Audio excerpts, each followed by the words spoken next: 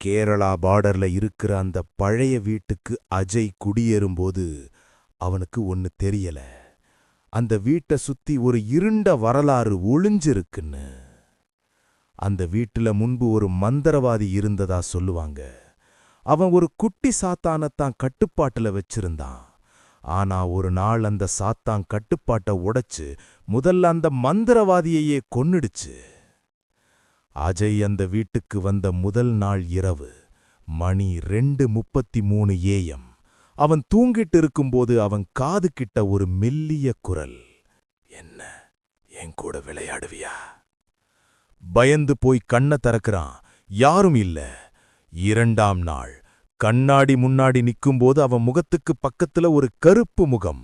அவன் திரும்பி பார்க்கறான். அப்பவும் யாரும் இல்ல. 3ஆம் நாள் ஏதோ ஒரு சத்தம் கேட்டு அஜய் அவன் போன்ல வீடியோ எடுக்கிறான். அந்த வீடியோவுல மட்டும் தெரியுது, அவன் பின்னாடி ஒரு கருப்பு நிழல் மெதுவா அவன் தலைய நக்குது. அலறிக்கிட்டே அஜய் ஓடிப்போய் கதவை திறக்கிறான். ஆனா வெளியே நிற்கிறது அதே குட்டி சாத்தான். ஆனா இப்போ அது அவன் உயரத்துக்கே வளர்ந்து நிக்குது. அது சிரிச்சுக்கிட்டே சொல்லுது, நீ என்ன 3 நாள் பார்த்த, இப்போ நான் உன்னை பார்த்துக்கிறேன்.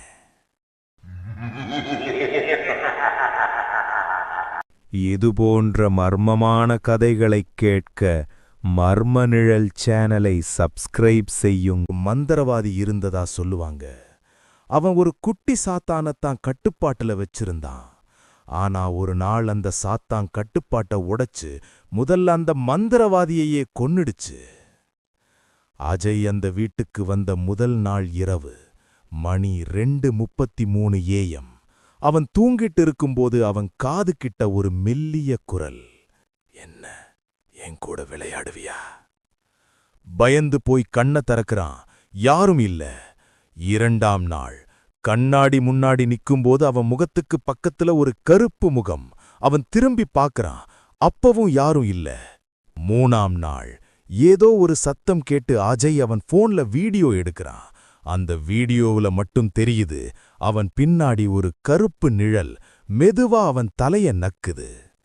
அலறிக்கிட்டே அஜய் ஓடிப்போய் கதவை திறக்கிறான். ஆனா வெளியே நிற்கிறது அதே குட்டி சாத்தான்.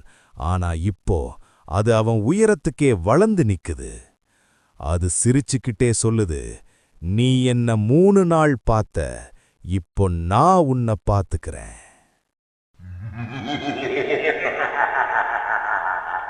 இதுபோன்ற மர்மமான கதைகளைக் கேட்க மர்ம நிழல் சேனலை சப்ஸ்கிரைப் செய்யும்.